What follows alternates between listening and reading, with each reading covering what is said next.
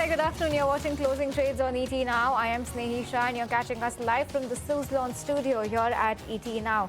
We've got the last lap of the trading day left for the day and for the week as well. So far, we've done pretty okay in terms of the kind of trading day that we've seen for ourselves. It's about a 1% uptick that we're seeing on the sensex right now, 225 points higher over there. And that's the kind of move we're seeing. 24,188 is where the Nifty is at, pardon me. For the sensex too, it's a 1% uptick coming in, 750 points higher. For Nifty Bank, very solid move coming in over there as well, 1.5% higher. And it's an uptick of about 850 points. And we're now above the 58,000 mark once again for the Nifty Bank.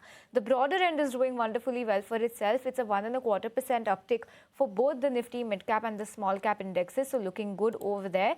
Sectorally, you still have FMCG that continues to be absolutely flat under mild pressure. But it's actually the pharma index that has slipped into the red, 0.2% lower on that one, with Dr. Reddy's being under pressure on the back of that semaglutide pause news coming in.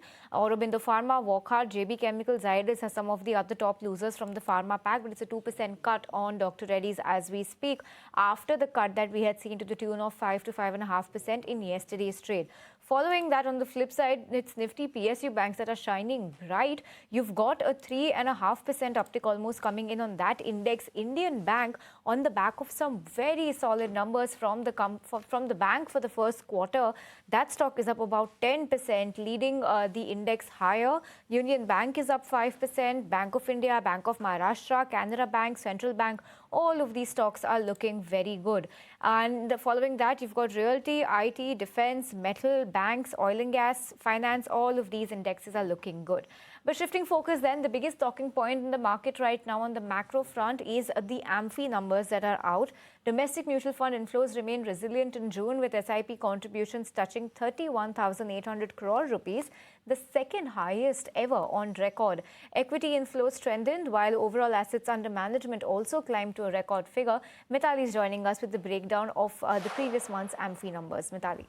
Right, so if you see the June AMFI data, it actually points out to a stronger mutual fund industry, and with improving equity inflows this month, as well as resilient retail participation and also a sharp revival seen in the passive products. Now, if you see the total industry AUM, it has rose to now 82.22 lakh odd crore rupees, while the equity AUM has also increased for this month, reflecting continued asset growth as well as the market participation. The key positive were the equity inflows. The net equity inflows, they have strengthened to nearly 29,000 odd crore rupees, up from the 22,900 crore mark that we saw in the month of May.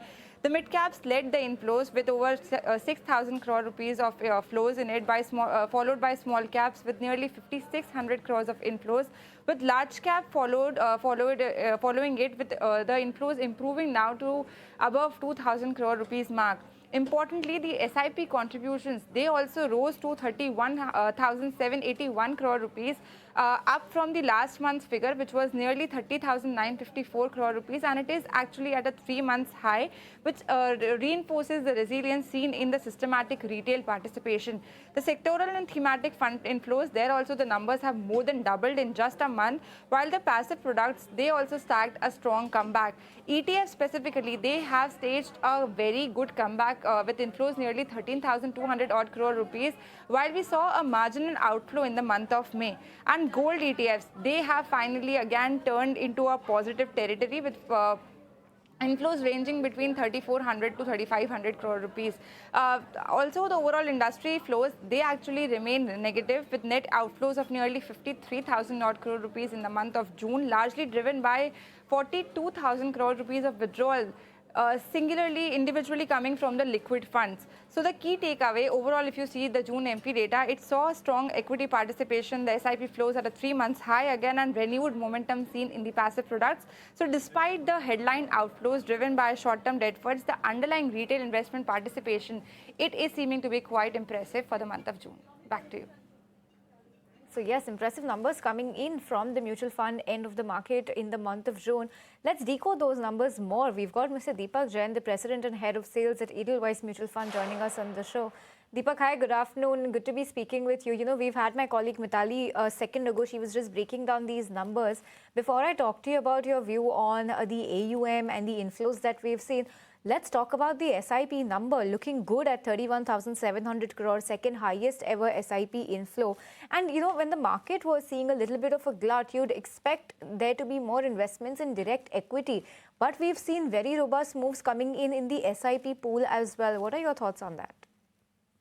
I think that's a great story to talk about. I think this talks about resilience of Indian investors and their belief in long-term wealth creation through SIPs. I mean, if you look at last 2.5 years of market numbers, I mean, March 24 Nifty was 22,100. Today we are at 24,100. It's about not even 10%. But if you look at the SIP number from 19,000 in March 24 to 32,000 almost at a peak, which we saw in March 26, we're talking about 70% more flows coming through SIPs in 2 years when the markets have been.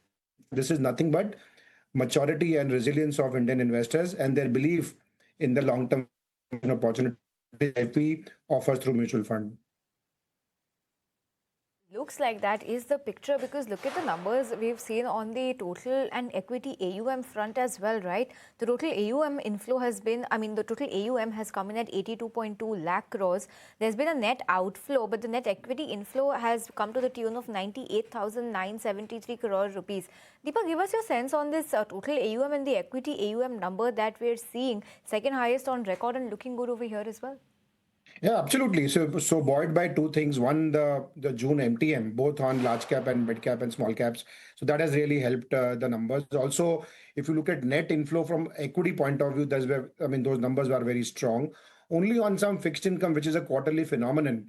June quarter, we have seen some liquid outflow. But if you look at quarter as a whole, we have seen 3 lakh crores net inflow coming in, which is a big number given the fact that economy has been a little patchy. We have seen globally things be a little patchy. Even given those circumstances, I think these are fantastic numbers.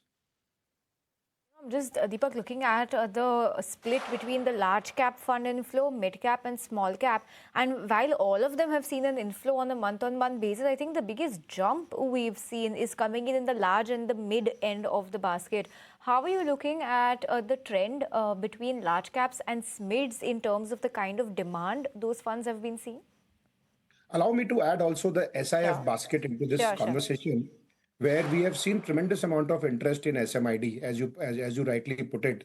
If you see the small cap and the mid cap, stocks were up 7-8%. Large cap market was only up 1.5-2%.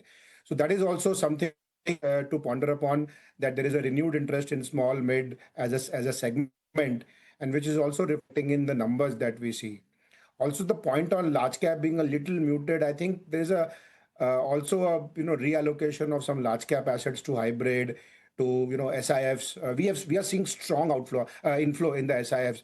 I mean, you won't believe that our SIF, the two scheme net numbers this month are more than the mutual fund numbers put together. So there's a renewed interest in people to reallocate their money to more nuanced asset classes, to more nuanced products, where the risk return is very, very clear.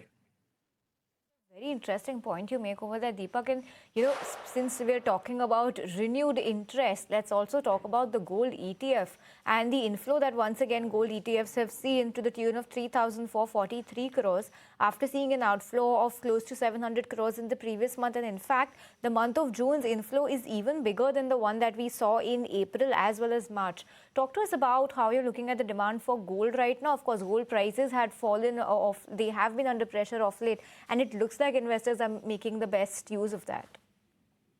In fact, I'll give you one more example of investor maturity. This is one.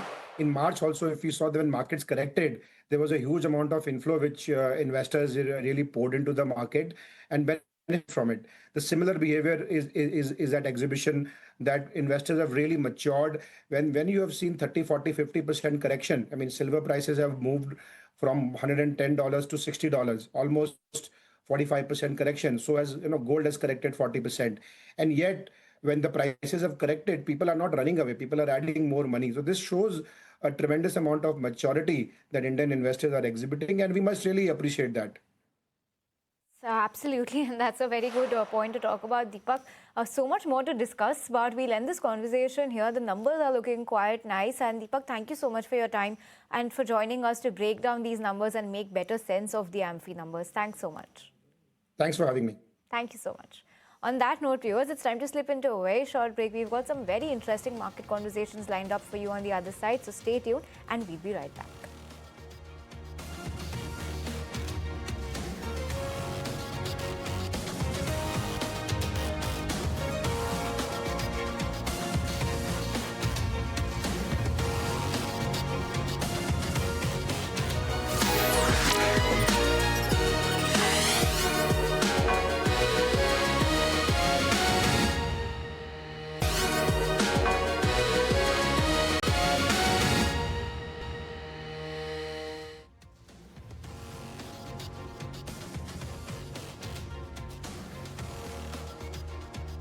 Back with closing trades, and we were just taking a look at what the markets are doing right now. We've decoded and discussed the AMFI numbers and looking robust both on the inflow, the AUM as well as the SIP front.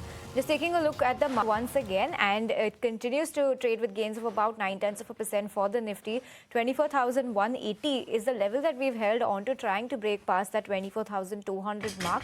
And there still continues to be some pressure on the pharma and the FMCG indices.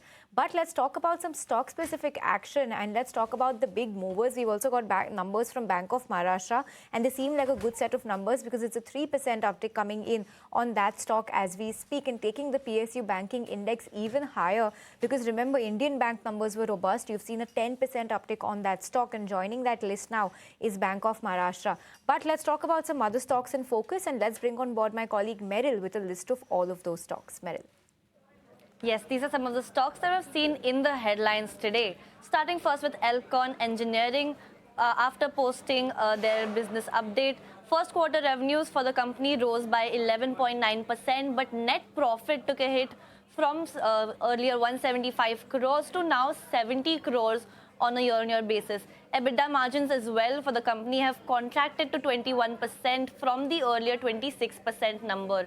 Now, this was due to input costs and an unfavorable product mix, which is why the stock is suffering in today's trade. Moving on, Bluejet Healthcare is a buzz.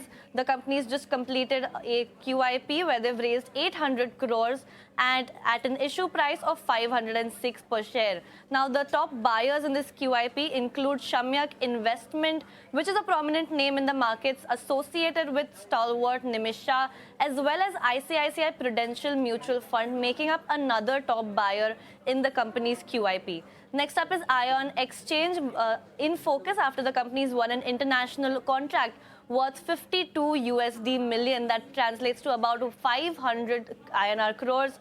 This order was won from Hyundai Engineering and Construction for the supply of filtration units in the Middle Eastern region. This project is expected to be executed over a period of 18 months, and that's why this stock is also buzzing in today's trade. Next up is Indian Bank. Net profit for the company was up 10%, NII is 17%, net NPAs were quite flat, and provisions have actually reduced on a quarter-on-quarter basis, which is why Indian Bank is seeing such good pressure in the market today. So yes, these were some names that were seen in the spotlight. Some active movers in trade. Meryl, thanks for that list. Just taking stock of where we're closing in for the week at that 24,200 level. While Eternal, Bharti, Apollo Hospitals, Trent are some of the stocks which are easing off.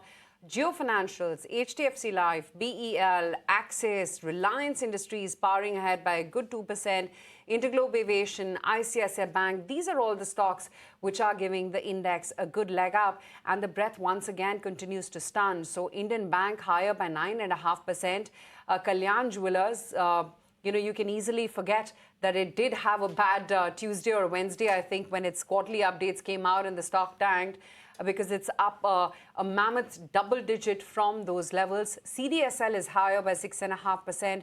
Paytm is holding up about almost 6%. And then there is Bandhan Bank as well, almost clocking in a good 5.5% as we speak. But let me welcome on board Vinay Jaising as well and ask him about what he's making of the market. Vinay, hi, good afternoon. What a roller coaster this entire week has been. But finally, we are back to where we started off the week. What do you think the texture of the market is going to look like in the days to come as we get thick into earnings? So I think a couple of things are important which the market is looking for. First is the earnings will relatively beat market expectations more than otherwise, because you've seen already the loan book growth for the country has been a robust 16-17%, which means consumption should tick the box at least on the top line. The sales part of it should be great. Those companies, depending on commodities as raw material, will see a margin reduction. But four sectors which should be driven as far as earnings are concerned are telcos, NBFCs because of the consumption growth story, capital goods because of the good export orders, and domestic pharma. Net, add that to even the larger banks, you should see the earnings being a robust 15 to 16%. The big fear is, will the war reiterate itself, and will oil prices move from the 75 to 80, which is a very comfortable level for India today, notch up to the 95 to $100 levels, which would be a question mark. That's the only question mark, in the short term in my eyes. The two better things going for India in the last fortnight to, I would say, last 30 days have been FIIs have been back. If you look at what's happened in the last 15 days, though the month of June saw $5.5 billion of outflows, the last 10 days of June and whatever we've seen in July has seen almost $1.5 to $2 billion of inflows coming in FIIs in the equity space. In the debt space, in the last month and 10 days, since the government has announced G6 for FIIs not to having any withholding tax, we've seen another $6.5 billion come into the country. So the rupee has stabilized. So a lot more constructive today than what we would have been a month and a half ago. Okay, that's the view coming in on the market. Vinay, hi, good afternoon. Now, for a while now, you've been more tilted towards the broader end of the market in terms of where the growth potential could be versus the larger caps. But now that geopolitical tensions are once again resurfacing, would that view still hold?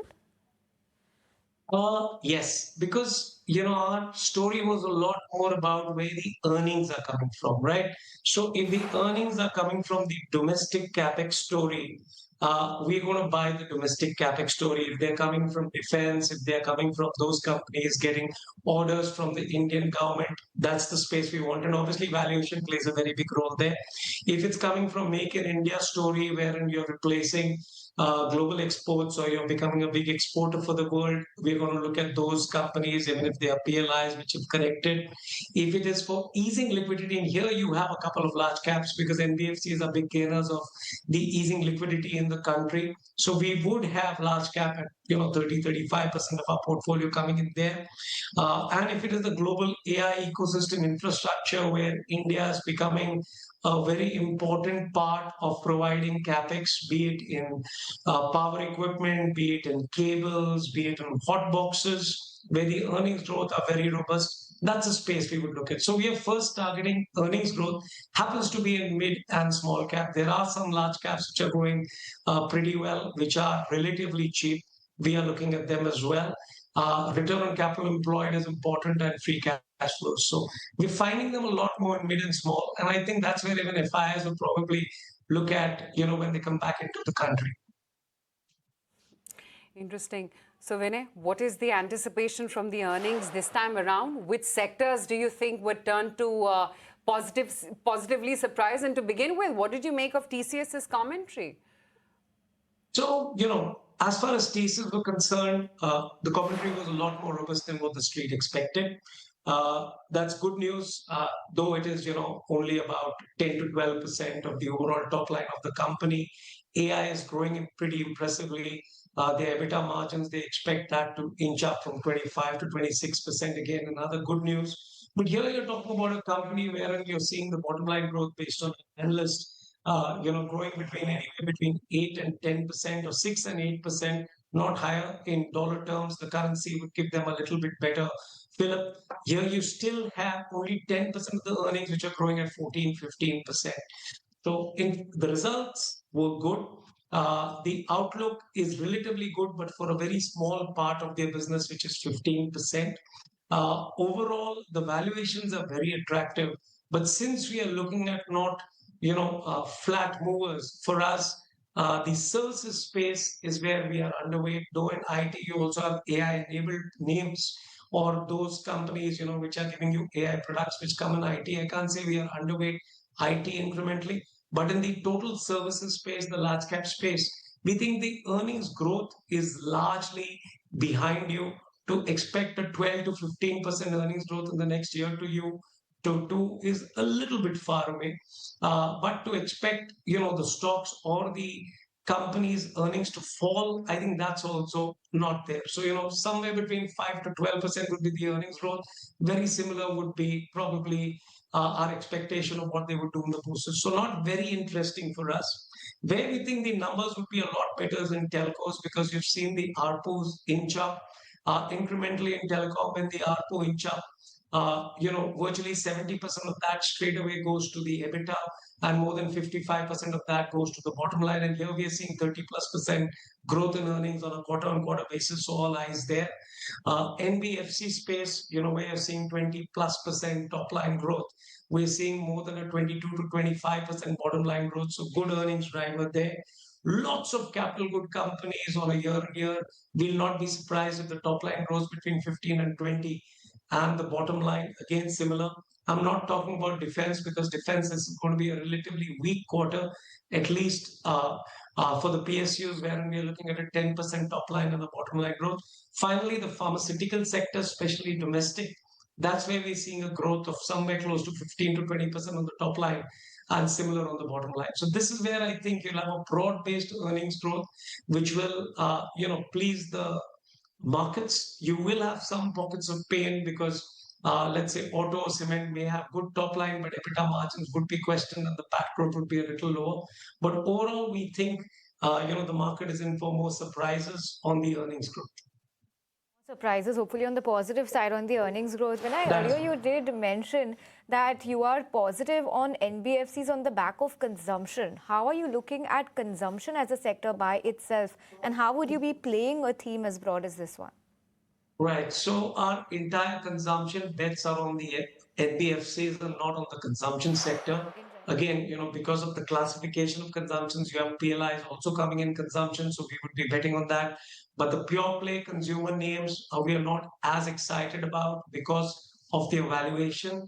Having said that, they would be the street in terms of top line, in terms of numbers, and we won't be surprised if they get a 10 to 12% bottom line growth out there. But here we are looking at the NBFCs which are growing north of 20% on the bottom line in earnings, 15+% ROAS, and relatively low P's as well as price to books. So that's where we are playing our end of the consumption basket. Be it an NBFC is dealing with the housing finance space or overall NBFCs where you're getting the auto growth also come into the picture.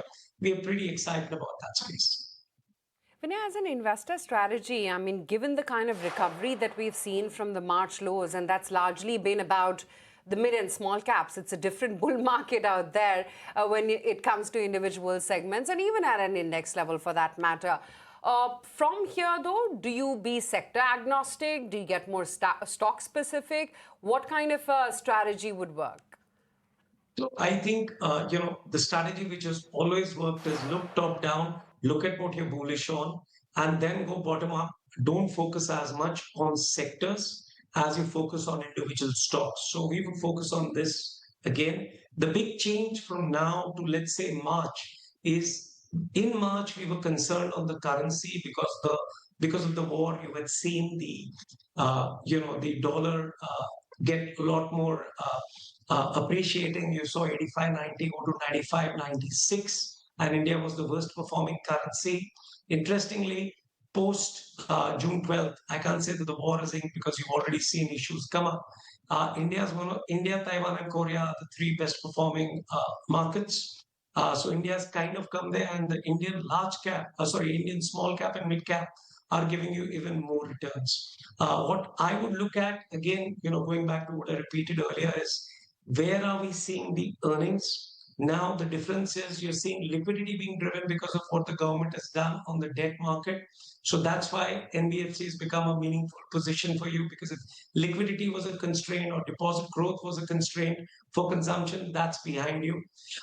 If you were earlier playing dollar plays purely to get the advantage of exports, now you're going to play those dollar plays where you actually have meaningful big order books coming because of the AI infrastructure. And these are all bottom up ideas. That's how I would play it, right? Bottom up ideas where we're seeing good growth come in. That would be our focus areas. Okay, bottom up is the way to go. On that note, Vinay, thank you so much for your time. So good to be speaking with you today, and thanks for sharing your views and your insights with our viewers. Thanks so much. Thank you so much. Okay, viewers, on that note, time to slip into a very short break. We'll be right back. We've got some more interesting conversations lined up on the other side, both on the fundamentals and technicals, to get you a better sense on the texture of the market. So stay tuned and we'll be right back.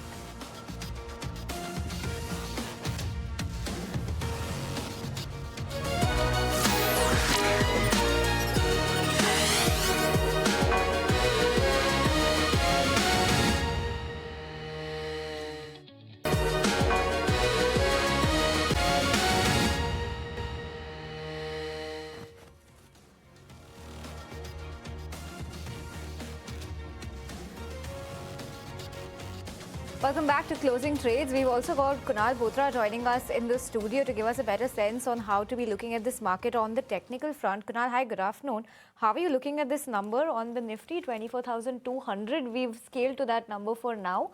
For how long can we hold on to this? And come Monday, can we build on to this further? Well, that depends if there is no tweet. I mean, then of course I think we would hold on. I think but it's very good for the markets to absorb the kind of Wednesday's intraday 500 plus point downtick, and to absorb this in just the subsequent next 2 days, I think tells that the market texture is extremely buoyant. Many of the high beta sectors have been doing very well. The market breadth for the second consecutive day, yesterday and today, I think is extremely strong. We've almost had a net advance decline of 1700, 1800 yesterday.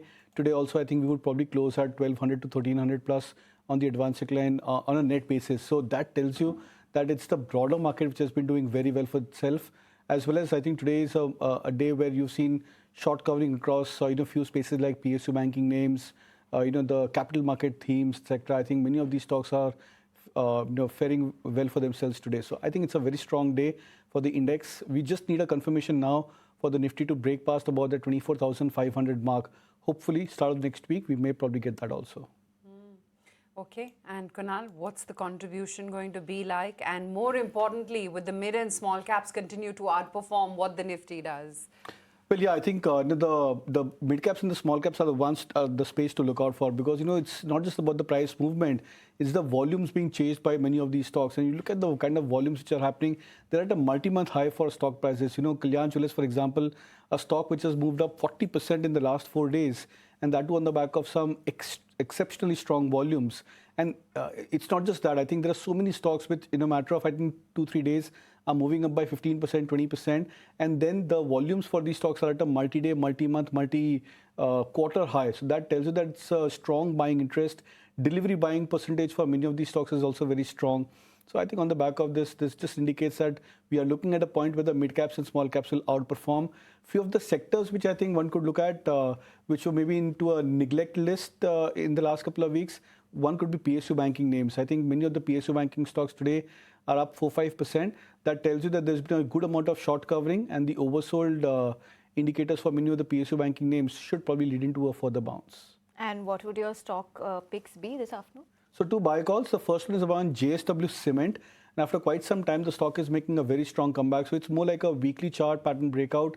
We're seeing a parabolic SAR breakout for the stock. It's a very strong indicator on the weekly, monthly time frame. So looking at this stock on a weekly, monthly time frame from the near term, we look at 155 as a target. Stop loss to be kept at 131. The second would be a buy on SBI Life. Now, from the insurance space, we're seeing many stocks going back into a revival. SBI Life has been struggling to hold above its long-term moving average. But I think the last 2 days of price action, and especially today, it looks like the stock could break past about this level over the next couple of days. So buy on SBI Life Targets of 1900, stop loss 1825. Okay, that's a buy on SBI Live from Kunal. But what about the other newsmakers this Friday afternoon? Avi is here with that list. So some of the stocks buzzing in trade, I would like to start from Paytm, which is up by around 4 to 5% on back of news that it is going to partner with Flip and bring their soundbox to Indonesian markets. So that is an expansion of market for the Paytm, and that is the reason that it is seeing some strong buying.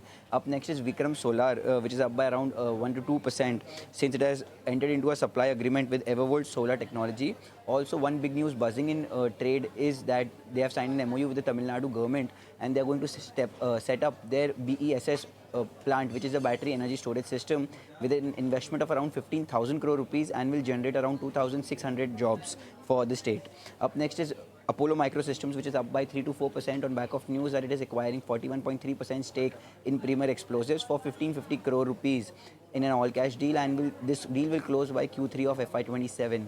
So this is seen as a big positive for Apollo Microsystems as it is gearing up for vertical integration, and this is the second acquisition in the energetic space after Ideal Explosives. Talking about the next stock, Pace Digitech is also up by 2 to 3% as it is expanding its BESS portfolio and has partnered with Onward Solar Power and with Kalpa Power. Since this theme of BESS is playing out, and we can see that several NSE listed companies are coming out with their investments in this segment and seeing some good buying opportunities there. Our last pick would be Concor, which is up by around 2.5%. Since it has entered into a 15-year pact to set up LNG station in collaboration with GAIL. So GAIL will have exclusive rights with it and will operate in Concor's Khodiyar ICD. GAIL will invest and will get exclusive rights to operate. So these are the top 5 stocks that are trending in news. Okay, Avi, thanks so much for taking us through that. So yes, some of the biggest newsmakers in trade, and Avi's just got us that list. But Kunal, let's talk about one stock that Avi was mentioning, and Paytm, it's up for 25% in the last 1 month. It's such a solid move on that one. What are some levels that you're spotting here? Yeah, 4 consecutive months of price uptrend for Paytm. In the last 4 months, it's moved from 1,020 to now almost 1,400, 1,350 mark where it's trading right now. It's an exceptional breakout for Paytm because what this completes as a pattern for the stock is more like a cup and handle pattern, a swing breakout on the monthly charts for Paytm. And this takes the stock back again to that 2025 highs where the stock fell from those 1340, 1380 levels. From there, it corrected by almost 300 points, 350 points. And now it's come back to that 1350 plus as a breakout zone. So it's nearing that big breakout mark for Paytm. And, when stock approaches their long-term breakouts on the back of steady momentum, good volume, strong charts, breakouts on moving averages, etc. I think when you see such kind of strong price pattern and the setup for the stocks, we generally expect that these stocks are getting up for a second leg of up move. So Paytm, I think, could be something which should be on traders' radar. Okay, that's that on Paytm right now. Let me also welcome on board Ajay Bagga and ask him about what he's making in this market right now. Ajay, hi, good afternoon. Good to be speaking with you. Ajay, so much volatility in this week alone, and seems like finally you're settling in for crude. Not those sub 70 kind of levels, but circling around 70, 72 thereabouts. And Brent actually is at 76. What kind of a base case does that build up for India equity markets and the move forward from here? I think the base case is looking good, Aisha, overall, and the broader market, of course, has outperformed the leading indicators. So you see Nifty mid-cap or small cap or micro-cap, they're all making 52-week highs. So overall, the broader market has outperformed. We are seeing strong volumes in the broader market, good cash buying coming in. Overall, I would say the Indian macro is now reflecting finally in the markets. It has been 2 years, nearly 2 years of underperformance, and we might just be seeing the turn coming in the market. A lot will now depend on how good the earnings delivery is. Last quarter, the operational results are looking good across a lot of the sectors. OMCs will make losses that even the minister has spoken about 75,000 crores odd of losses. So OMCs have been factored in, but the markets will look ahead to the guidance. So overall, I would say we are well positioned now, and from here, the market should outperform over the next 3 years. Right, Mr. Bagahai, do you believe the markets have largely digested everything that's being thrown at it from a geopolitical angle? And I ask you this because we've had that one major day of drop coming in on Tuesday, but ever since then, in the last 3 trading sessions, we've recovered all of those losses, and we seem to be holding on to the 24,200 mark at least with some amount of resilience. Going ahead, the biggest trigger is going to be earnings. So do you believe the market is largely going to be focusing on that, and maybe geopolitics could take a back burner? Yeah, it will depend on the escalation. Actually, if you look at the day we fell very strongly, that was more because of the escalation that happened on Tuesday and Wednesday. So a lot will now depend on the course of the war. Our assessment is neither side has the capacity to wage a very broad-based war. So there will be these skirmishes. Will there be a solution quickly? That is looking doubtful. So there will be a protracted negotiation. The Iranians clearly want to drag this as near to the November elections as they can, to hurt the prospects of the Republicans under Trump. So I think there will be protracted negotiations. Trump is looking for an off ramp while saving face. So, irrespective of the outcome, he will declare it as a victory and off ramp from this. He wants to leave as soon as he can. So, that's the major conflict between the two sides. Rest, they don't have the capacity or the appetite to absorb further, a broadening or escalation of the war. Neither do the regional powers. The regional powers also want peace and they want normalcy to be restored in the strait as soon as it can. So I think that's what the market is factoring in. Oil, these are the September contracts which have gone up for Brent. Clearly, on a physical sense, oil is oversupplied because the Chinese have been underbuying. So they've not come in with 4 million barrels a day over the last 2 to 3 weeks. That has helped the market a lot on the margin. Russian refineries are down, so their crude shipments are increasing. What they used to refine internally, that also they are shipping to friendly countries and getting it refined and taking petrol, diesel, and other products back. So overall, the market is oversupplied already, and it will go into a very big oversupply if the strait opens. The other good thing is the Iranians have shipped out record numbers. So Iranians over the last 3 weeks have put out nearly 60 million barrels. UAE has sent out 65 million barrels.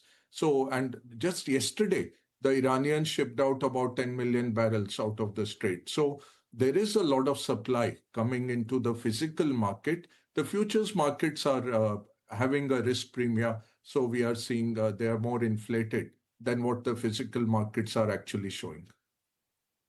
Okay, Ajay, hold on to that thought. Lots more to chat about, but I'm going to quickly take a break and come right back, continue our market discussion with Ajay Bagga and Kunal Botra.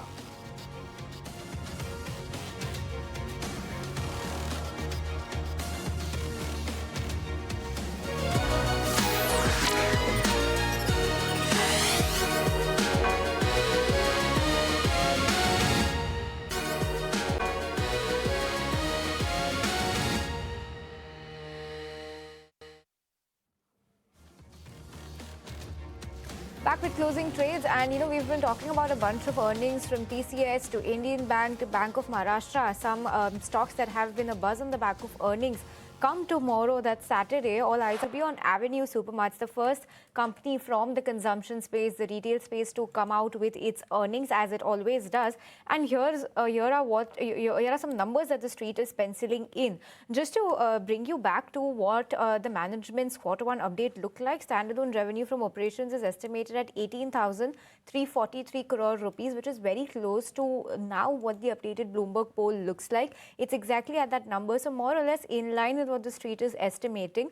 The EBITDA on a standalone year-on-year basis is expected to grow 15%. Similar moves for the profit growth as well. Margins, however, continue to be flat. At least that is the estimate at around 8.2% levels.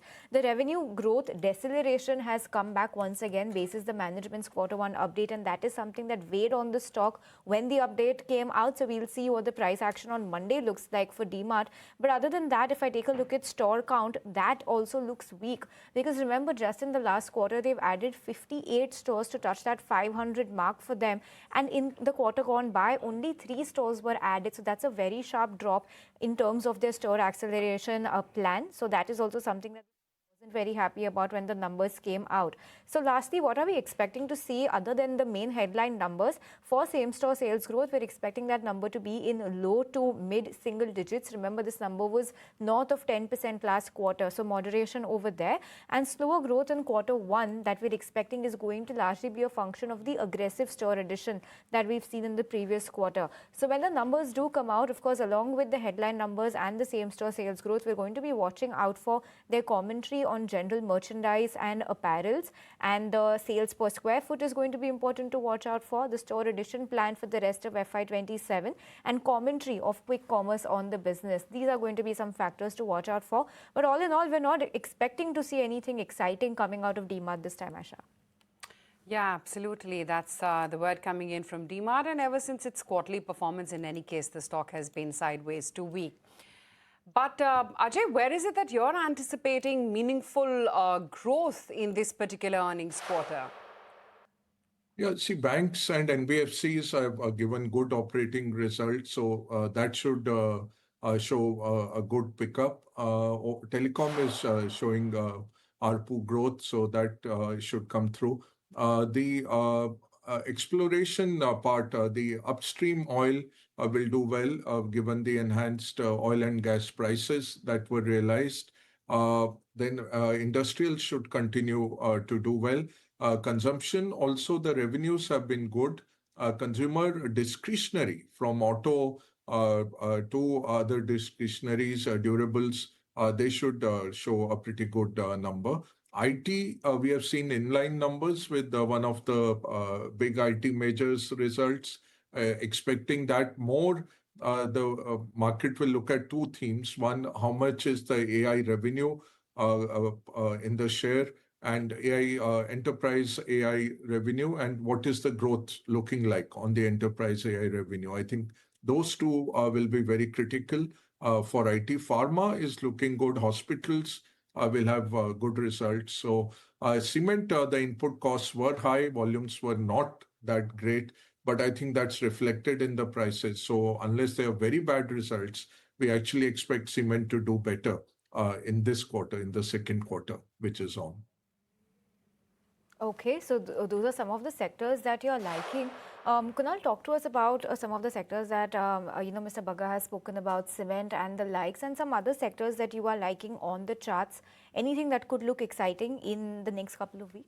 Yeah, I think a few of the capital market themes are the ones which are looking attractive. So, for example, CDSL today is up, a 6% plus, but I think the manner of the breakout is quite strong, and this probably ends the stock's consolidation, which has been going on for the last, I think, 6-8 months for CDSL. The stock, struggling earlier to break past about the 1400, 1450 zone, but now it's on the verge of breaking out that 1450 mark. And the pattern is also extremely strong. We're seeing a higher top and higher bottom kind of a formation, a strong move which has happened for the RSI on the weekly and the monthly charts for CDSL. So I think all of that is extremely positive. The other and the best performing sector so far has been the real estate names. It's up almost 40-45% over the last 4 months. I think March end we were flagging off data that for 5 consecutive months realty index had been underperforming and showing negative, and there could be a scope of a huge recovery. From those 650 levels on the Nifty Realty Index, we're almost at 930, 920 plus on the Nifty Realty Index. And the more interesting part is the composition of the stocks. A mix of mid-cap names, large-cap stocks, the high beta space within the real estate basket. I think that's also something which looks very attractive. Right, okay, that's the take coming in right now on which way the markets are headed. But Ajay, great to have you on the show. Kunal, you too. We'll let you guys go on that note. We'll take a very quick break and then we'll have Mahesh Nandurkar from Jefferies India join in on the other side.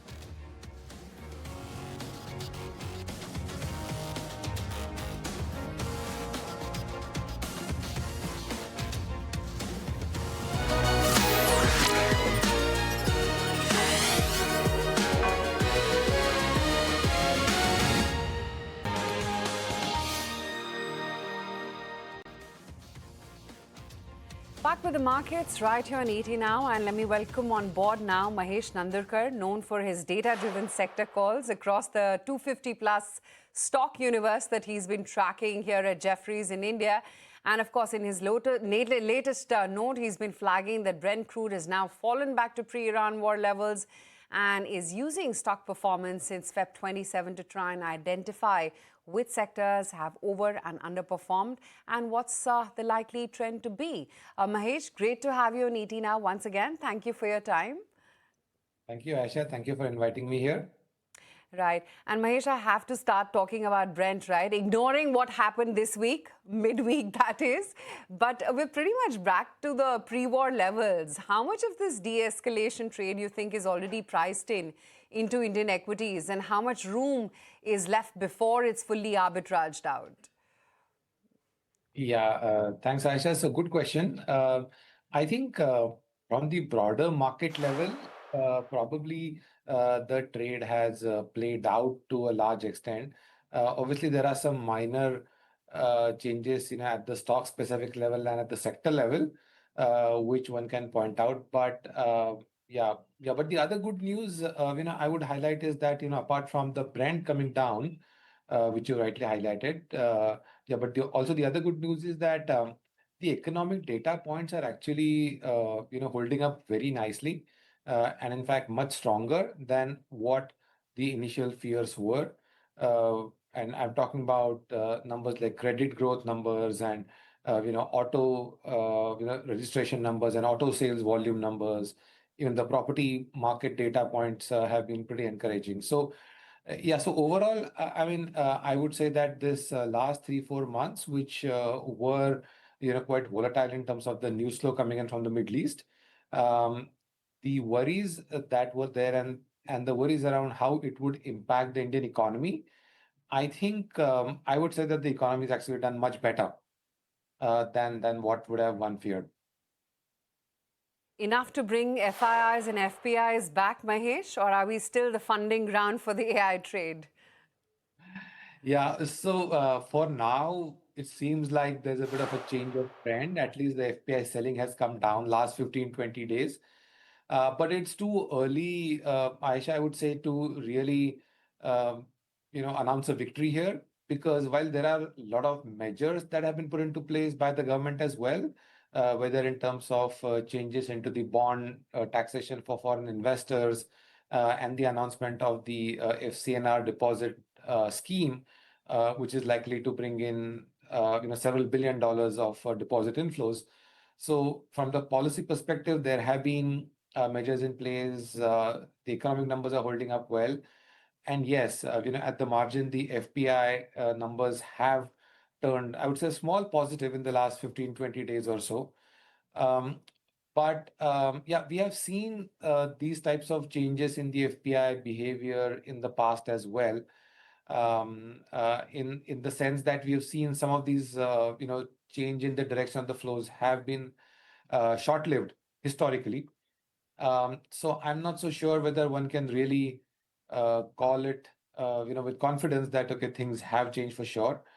But at the same time, what I would also highlight is that, one of the biggest relative negative for Indian equity markets was the booming AI as the key investment theme, which has helped the global markets, which has helped the other Asian markets like Korea and Taiwan. There seems to be a bit more scrutiny, a bit more questioning of that investment theme. The economic theme of AI is going to continue for a very long period of time, but AI, the investment theme from the stock market perspective, is undergoing some scrutiny, and which is a good news. I would say once again from a relative perspective. And we can see that the Korean market is actually down almost 15 to 20% from its recent peak that we saw in June. So that has also helped to some extent to improve the foreign portfolio investor sentiments around India. But yeah, I think we'll need to still wait for some more time to see whether this is a continuing trend or the AI trade bounces back up again. The other thing is, and it's fascinating really, the way the mid and small caps have a different bull market on, right? Irrespective of what's happening on the index. And more so in the last 1 month, since the crude reversal, the volumes and the number of stocks which are sitting at 52-week highs is only increasing as a pool. Time to tread with caution, or do you think the small and mid cap rally is still pretty much intact and has more legs to go? Yeah, so the small and mid cap rally, I would not generalize that to generally all types of small and mid caps, although that is what is happening today and that is what it seems like. But I would say that there are certain verticals that are looking pretty interesting. So the entire power sector chain, which is right from power producers, distributors, transmission companies, the equipment sort of providers, and so on. So the entire chain that looks very, very good. Real estate theme is also looking pretty interesting.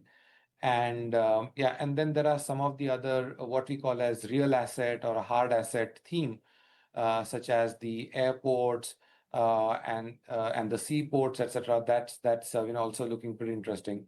So there are certain select verticals which we believe will continue to do well.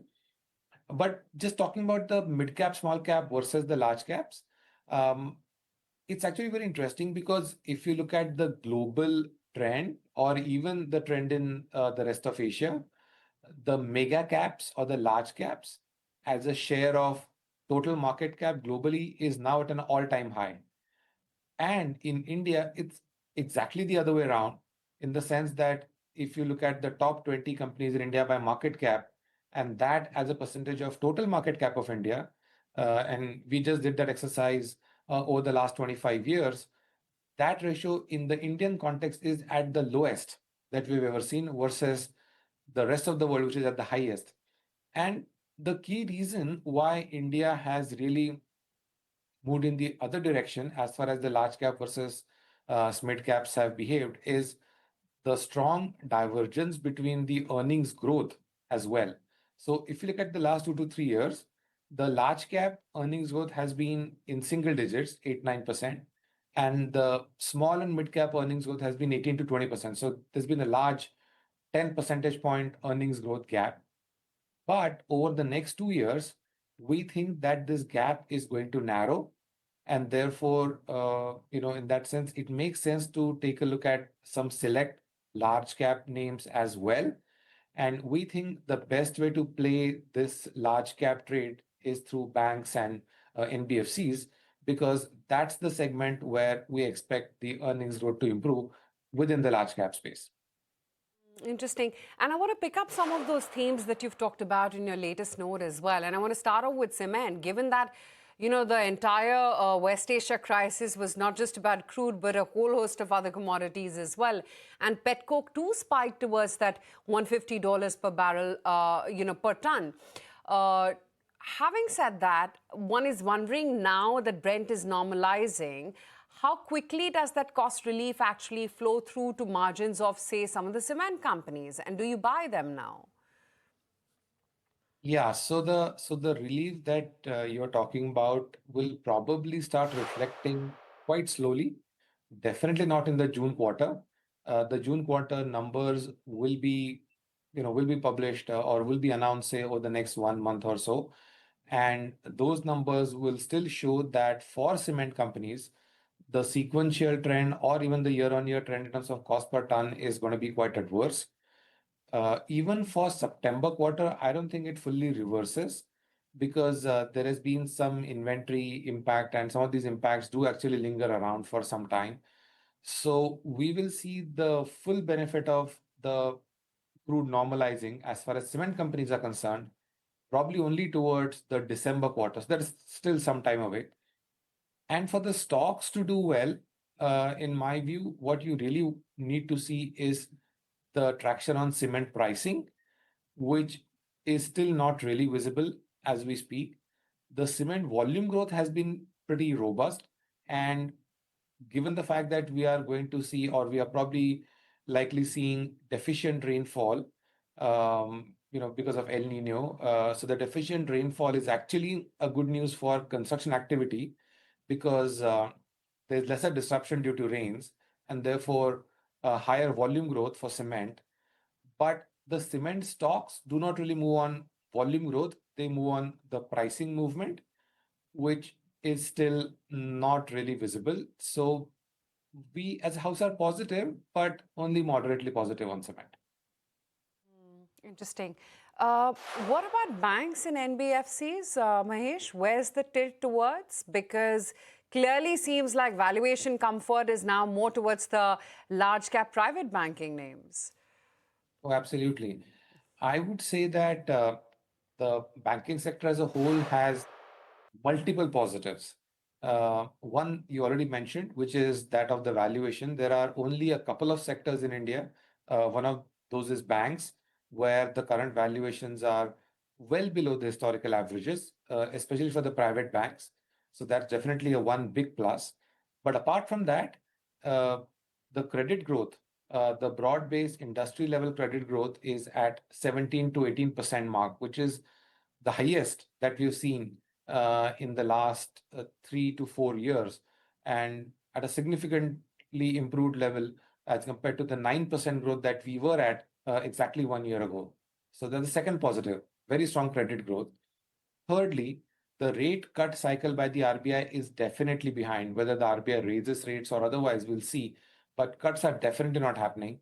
And there's a small chance of some rate increase, which is once again a positive news for the banks in terms of the net interest margins, which was actually falling for the sector as a whole for the last 2 to 3 years. This year, FY27, we should see the net interest margins maybe holding flat and possibility of an improvement next year. So that's the third positive. The fourth positive is this whole FCNR scheme, right, which is going to improve the deposit growth for the entire banking system once again. It would be helping the NBFCs as well, but also for the banking sector. So that's the fourth positive. And the fifth one is that the asset quality is holding up very nicely. So actually, I don't see any reason why the banks should not be doing well from here on. The only technical factor that we need to watch out for is the foreign investor buying versus selling. For the last 1 year or so, the investors have been on the selling side, the foreign investors, and banking sector is one of the sectors which is heavily owned by them. So that was a technical factor. But now, for the last few weeks, as we discussed, at least the selling has come down. And even if that continues to be the case, I would say that the banking sector stock should do very well over the next 6 to 12 months. Mahesh, what's the right way to look at some of the OMCs? Because while names like a BPIOC have outperformed the MSCI India by 17 and 21 percentage points respectively since Feb, how much of that is pure GRM tailwind from cheaper crude versus a re-rating on the OMC's pricing freedom? And does that re-rating survive if crude ticks back up before the next fuel price review? And, coupled with that, one is wondering, what do you do with, say, aviation, with the paint sector, the very, very sensitive, oil-sensitive sector, so to speak?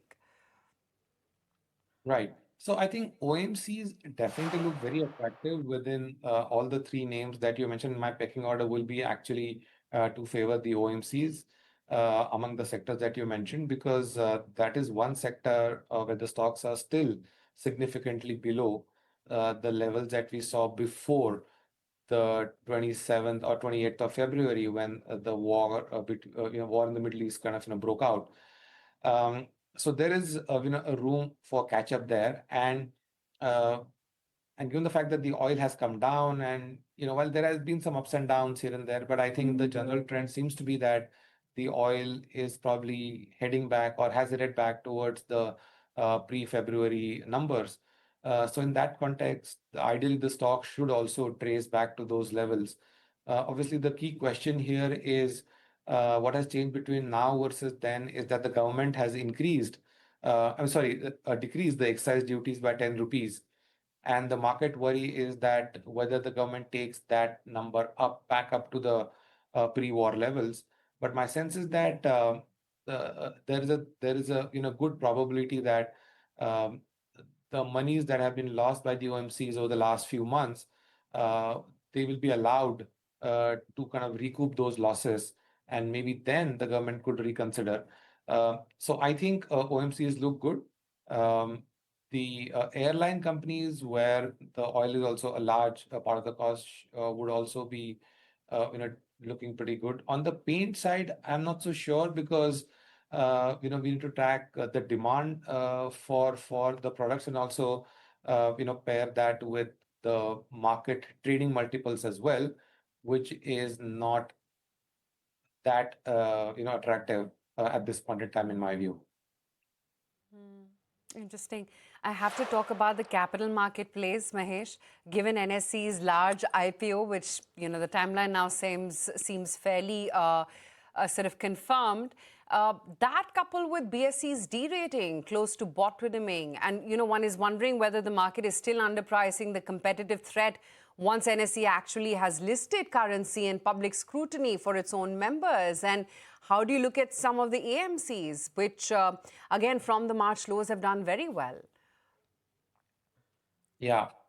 I guess any large IPO of the size that you're mentioning has to come with some element of discount, to the current trading multiples of the comparable companies.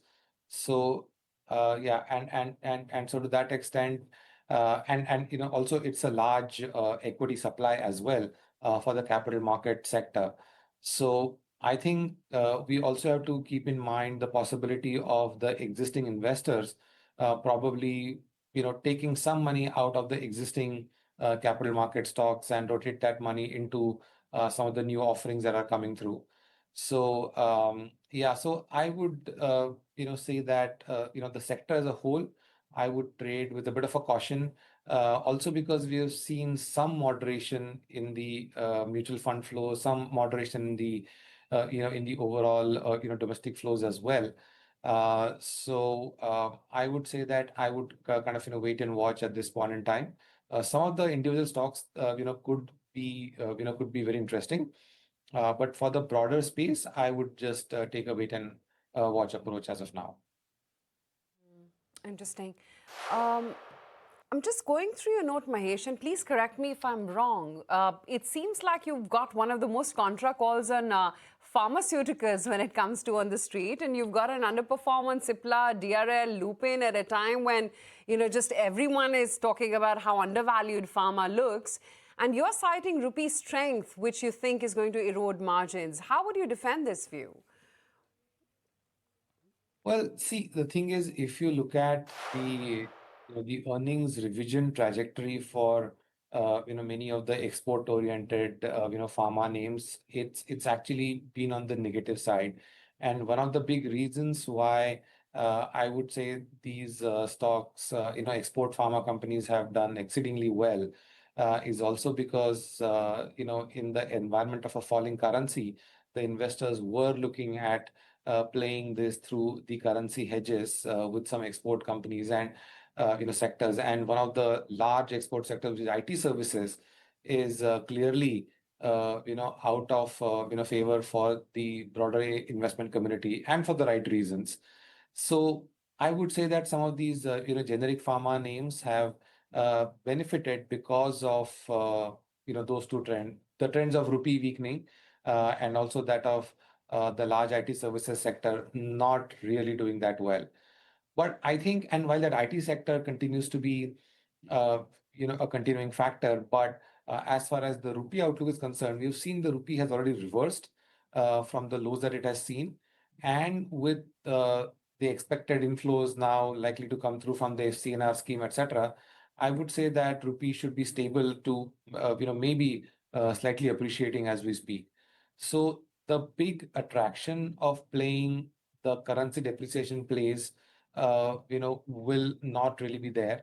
in our view. So within the broader healthcare sector, we will much rather prefer names like hospitals and the other domestic pharma names over the generic pharma names. Understood. And IT services, has TCS's commentary changed any view there, or is the valuation ripe enough now to at least start nibbling in? The company's commentary hasn't really changed the view on the sector as a whole. That continues to still be on the weaker side. But yeah, your point is valid on the valuations. The valuations have come off quite a lot, and as I mentioned, there is some some attraction towards looking at the large caps once again. So there is a possibility of some technical bounce in the IT service sector. I will not rule that out. But if I take a slightly longer term view of 6 months or 12 months, I would still stay away from that sector because it is, at the end of the day, a single digit EPS growth sector. And I don't think that is really going to change, over the next, 1 to 2 years, at least. So my sense is that, yes, the stocks have got derated, but I think that derating is fully justified. And I won't rule out further derating. But even if not, and even if one assumes that the multiples will sustain at the current level, but then the returns will be in line with the EPS growth, which is in single digits and not really that attractive. Understood. So Mahesh, where will the alpha generation in the market come in from?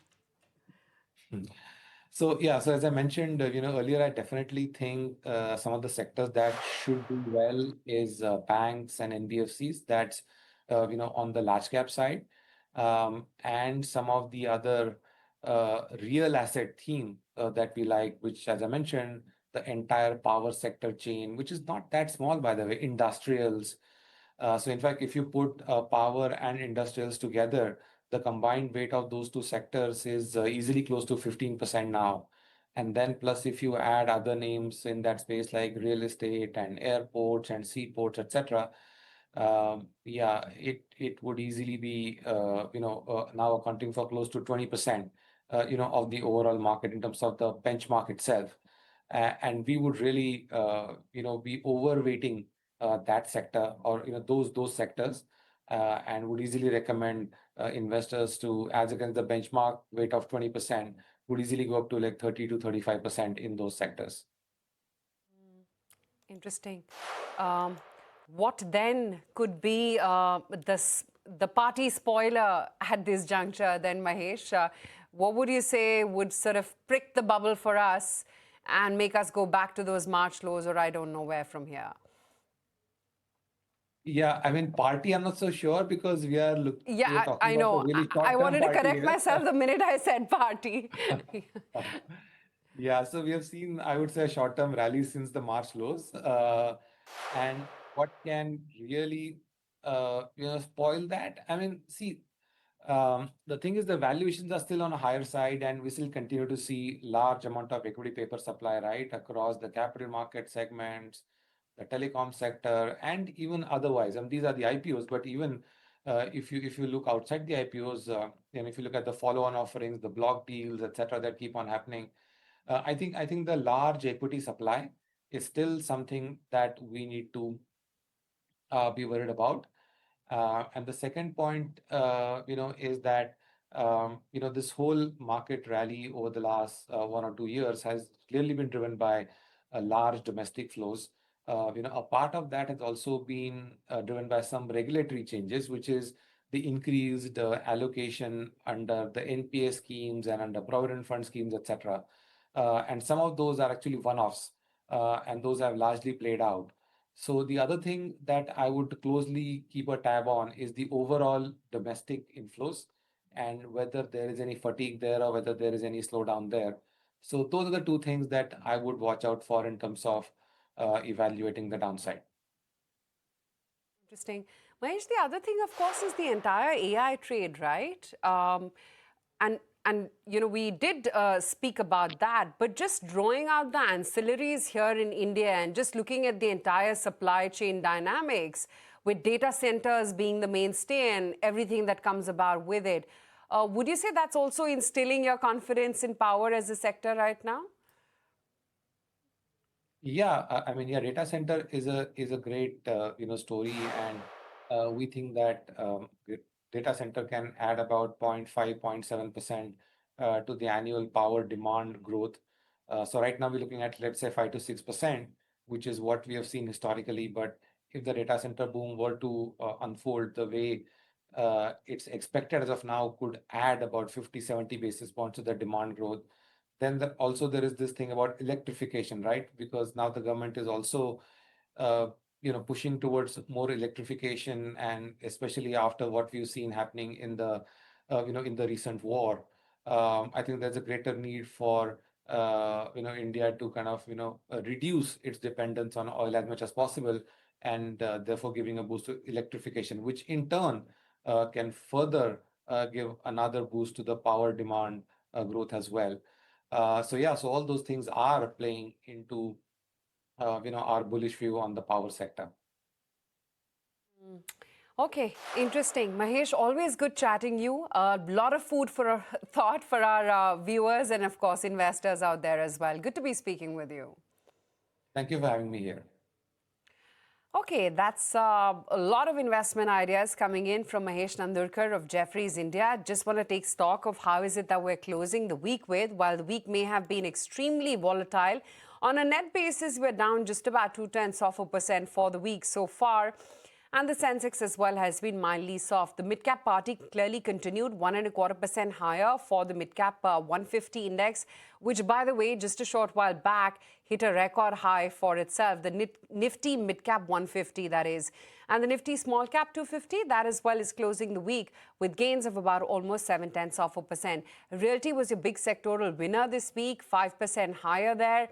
IT as well, because of the move in the stocks today, thanks to TCS's performance. Nifty IT is going home with almost a 2% gain. And then, of course, it's been metals and PSU banks, with auto, pharmaceuticals and FMCG being the laggards, and just a very minuscule gain of 0.2% coming in for the Nifty bank, because the performance there has been very, very varied. Closing the day with that tick of 24,236.